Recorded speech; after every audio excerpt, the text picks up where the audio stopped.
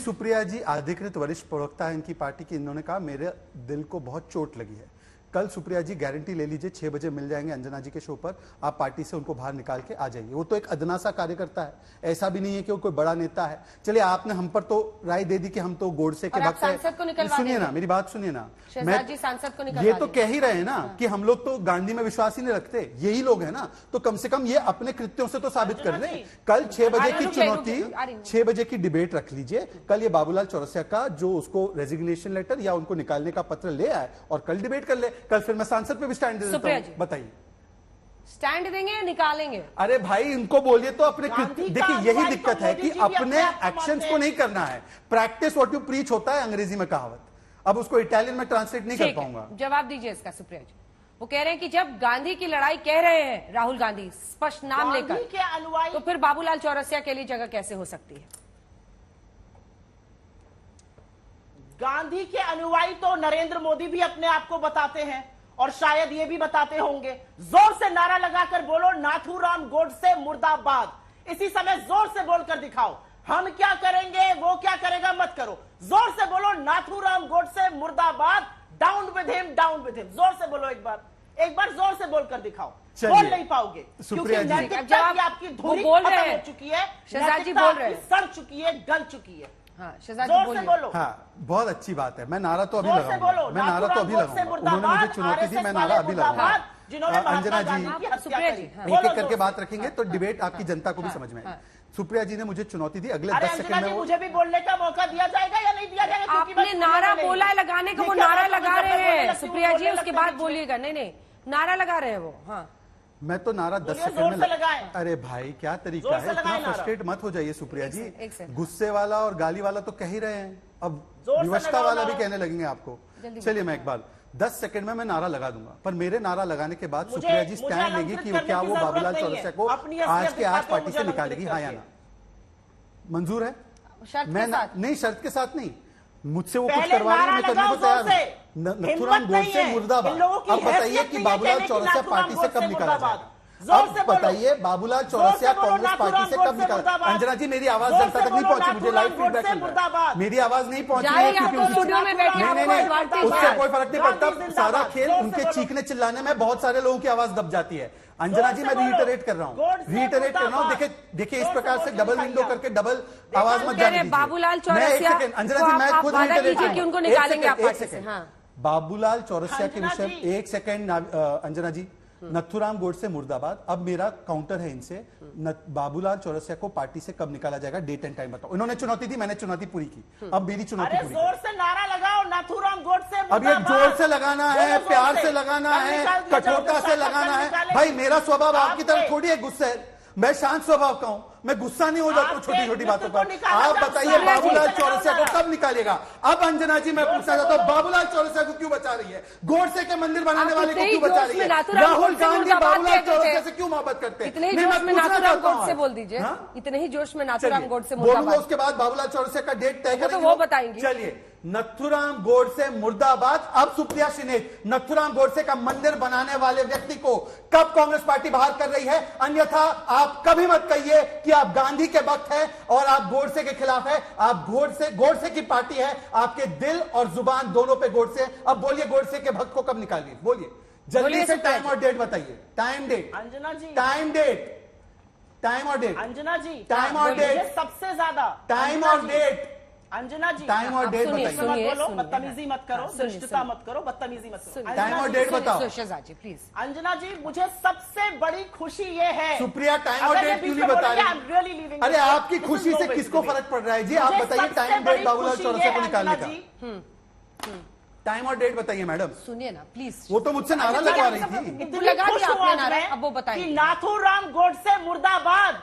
ये गांधी की ताकत है, ये सत्य की ताकत है कि तुम्हारे जैसे नफरती चिंतकों। अरे पर उस ताकत को क्या हुआ? आपके घर में वो दामाद बनकर बैठा है बाबूलाल चौरसिया, आपकी ताकत को क्या हुआ? और इस देश को बांटना आप भी पीछे मत हटिए ना फिर। ताकत को बहुत खुश हुई मैं, तुम्हारे जैसा नफरती चिंटू भी आज कह रहा है नाथुराम गोडसे नफरती चिंटू। ऐसा है सुप्रिया जी, एक चीज मैं आपको बताता हूं, प्लीज आप लोग प्लीज आपस की लड़ाई मत कीजिए सोशल मीडिया। सुप्रिया जी जब उन्होंने नारा लगाया तो पीछे नहीं हटना चाहिए। बाबूलाल चौरसिया को हटाने की बात आपको भी कहनी चाहिए। मैं कहाँ पीछे हट रही हूँ? तो बोलिए ना कि निकालेंगे, कल निकालेंगे। अंजना जी आप गजब बात कर रही हैं। मैं कहाँ पीछे हट रही हूँ? मैं तो डंके की चोट पर कह रही हूँ कि मैं खुश हूँ कि गांधी की सत्यता ये है कि इनके जैसे नफरती चुंटुओं से भी नाथूराम गोडसे मुर्दाबाद करा दिया। कल जिस दिन प्रज्ञा ठाकुर को अपनी पार्टी से निकाल देंगे उस दिन नैतिक अधिकार रखेंगे मुझसे ये सवाल पूछने का।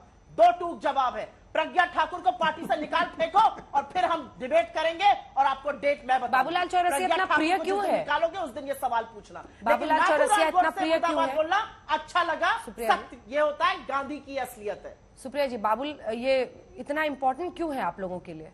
2 साल से जिसे रखा हुआ है, जानकर भी कि ये अनुयायी है, पूजा करता है ठाकुर इतनी इंपॉर्टेंट क्यों है बीजेपी के लिए? अब यही काउंटर है तो फिर तो नैतिकता की लड़ाई पे ऐसे जो कांटा है बीच का वो कांटा रह जाएगा। प्रज्ञा ठाकुर ने माफी मांगी है, कौन देख रहा है? बीच में अंजना जी, उसने तो अपने कृत्य के लिए माफी मांग ली, प्रज्ञा ठाकुर ने माफी मांगी है। मुझे इस बात का जवाब चाहिए। इस देश की संसद में एक ऐसी औरत बैठी हुई है जो गांधी को अलग अपराध कहती है, जो गांधी की हत्या को सही ठहराती है, जो गांधी की पुण्यतिथि के दिन गोडसे की पूजा करती है। उसने माफी मांगी अपने देश से, इस संसद से, अपनी पार्टी से। दिल से माफ नहीं कर पाऊंगा कहकर कट लिए प्रधानमंत्री जी। क्या बात करते हैं ये लोग? ये होते हैं दोहरे मापदंड। उसने तो अपने कृत्य की माफी मांगी, ग्लानि तो माफी मांग ली तो सारे खून माफ। ये बताइए, गजब है। गांधी के हत्यारे की पूजा करने वाला, मंदिर बनाने वाला एक बार माफी मांग ले तो कांग्रेस पार्टी ऐसे सिर पर चढ़ा के बैठेगी कि राष्ट्रीय प्रवक्ता की जबान से ये नहीं निकल पाएगा कि कब निकालोगे। और आप कह रहे गांधी का असर है। अरे भाई, आप पर तो केवल वाड्रा परिवार का असर है। आज मैं आपसे पूछना चाहता हूं, रोम रोम करने वाले, हे राम कहने वाले महात्मा गांधी को माने और राम जी के अस्तित्व को माने, ये उपलब्धि है 9 वर्ष की। पर सुप्रिया जी आप बताइए, हिम्मत है ना, बड़े हिम्मत होने का दावा करती है। जवाब सुनिए, आप जवाब नहीं सुनिए, ये गलत बात है कि गोडसे भक्त फिर आपका मेरा दोनों का ऑडियो नीचे हो जाएगा। तो गोडसे भक्त को पार्टी से कब निकालिएगा? टाइम और डेट बताइए। वो तो कह रही है कि आप निकालेंगे जब साध्वी प्रज्ञा ठाकुर को तब निकालेंगे। तो मुझे नारा लगाने के लिए कहा था, नारा लगा दिया। अब उनका समय है बताने के लिए, टाइम नहीं बताइए कि कब निकालेंगे, बताइए सुप्रिया जी, टाइम बताइए कब निकालेंगे। लेकिन आपको सुनना होगा। नारा लगाकर अंजना जी, नारा लगवाकर तो इस देश के सामने मैं साबित करवाना चाहती थी कि ये गांधी का सत्य है। ये गांधी की आत्मा जो आज भी इस देश को चला रही है। और नाथूराम गोडसे, आप कितना भी उसको अपना बना लीजिए नायक, अंत में मुर्दाबाद बोलना ही पड़ेगा वैधता के लिए। ये देश देखना चाहता था और मैं दिखाना चाहती थी। अच्छा हुआ आज आपने नाथूराम गोडसे मुर्दाबाद कहा, बहुत बढ़िया हुआ। वो अलग बात है, पार्टी आपको पनिश करेगी, आरएसएस वाले आपको पैनल से हटवाएंगे, उसकी आपको कीमत चुकानी पड़ेगी। लेकिन ये अच्छा रहा कि गांधी की सत्यता आज भी जीवित है, आज भी उनकी नैतिकता की धुरी से ये देश चलता है। दूसरी तरफ सुप्रिया जी, अगला प्रश्न आते हैं, वापस कामकाज पे आते हैं। कामकाज पर माफी कब मांगी? एक बार कामकाज पे, एक सेकंड रुक जाइए प्लीज, नहीं तो बस यही चलता रहेगा। बाबूलाल चौरसिया वर्सेस साध्वी प्रज्ञा ठाकुर। कई सारी बातें कही, एक सवाल बनता है। अब मैं जवाब दूंगी आपसे, एक सेकंड। ये प्रश्न ये है कि एस जयशंकर ने भी कहा कि मैं एक जोरदार बहस के लिए जब मैं देश वापस आऊंगा तो मैं जवाब दूंगा। ये सरकार फ्रंट फुट पर अपने कामकाज को लेकर बैटिंग कर रही है। हर मंत्री अलग अलग जगहों पर देश भर में जाके प्रेस कॉन्फ्रेंस कर रहे हैं। डीबीटी से लेकर जो जो इन्होंने काम किए हैं, हर घर जल से लेकर जितनी योजनाएं हैं उन सबका प्रचार कर रहे हैं। उसको कैसे काउंटर करेंगे? और एक अलग जंग हम देखेंगे, हमें पता है, क्योंकि 5 गारंटीज आपके लिए कर्नाटक में बहुत अच्छा साबित हुआ। इधर लाभार्थियों का मुद्दा है। तो ये जो जंग होगी किस तरह की स्ट्रैटेजी के साथ आगे होगी? अंजना जी, ये 60 नहीं, 600 नहीं, 6000 प्रेस कॉन्फ्रेंस कर लें, जमीनी हकीकत से नाता इतना टूट चुका है भारतीय जनता पार्टी का और सरकार का कि उनको असलियत समझ में नहीं आ रही है। जो कर्नाटक जाके बरगला रहे थे, कर्नाटक की जनता ने याद दिलाया, मुद्दा है महंगाई, मुद्दा है बेरोजगारी, मुद्दा है भ्रष्टाचार। और वही जनता लगातार कह रही है आप ना सुनना चाहिए। आज सरकार क्या कहती है, इनसे महंगाई की बात करो। राजस्थान में 500 रुपए में सिलेंडर बिक रहा है, आपके किसी क्षेत्र में बिक रहा है, किसी राज्य में बिक रहा है। किसका रोना रोनी? कांग्रेस ने किया। 9 साल से सरकार है, आपने नीति निर्माण आप कर रहे हैं। महंगाई, बेरोजगारी, भ्रष्टाचार, अडानी का बचाव, चीन का अतिक्रमण, बड़े बड़े मुद्दे हैं जिनका इनके पास जवाब नहीं है।